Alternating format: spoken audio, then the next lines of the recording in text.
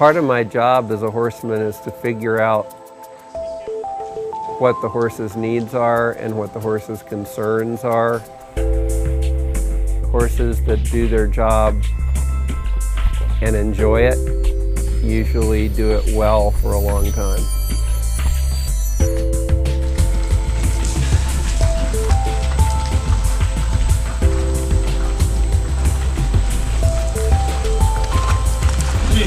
Thank you. On a December afternoon, David Wright and dozens of other trainers brought their horses to show at the St. Louis Winter Festival. The festival is like many others held year-round across the United States. Thank you very much. Owners and riders compete for blue ribbons and prize money. There are a lot of people that like to push themselves as riders and see how well they can do given the level of horse that they have. He likes his brain scratched.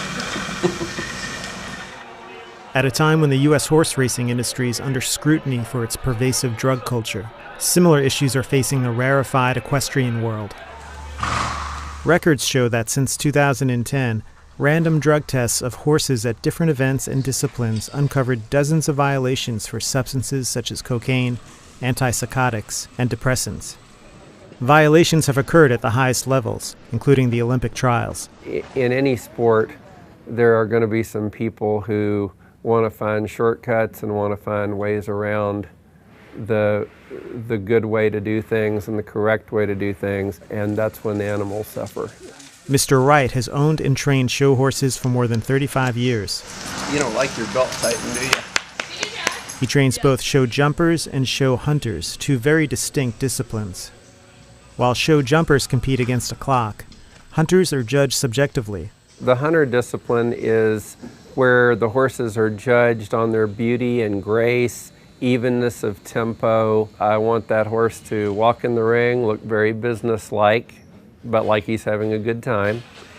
Pick up a nice canter, go to the first jump on an even rhythm, and I would like to see him jump all the jumps in the same rhythm at basically the same canter in the same style. How do you get a horse calm enough to trot in a quiet manner before competition? One way is to give the horse a thorough workout at the end of a rope. The practice is called lunging.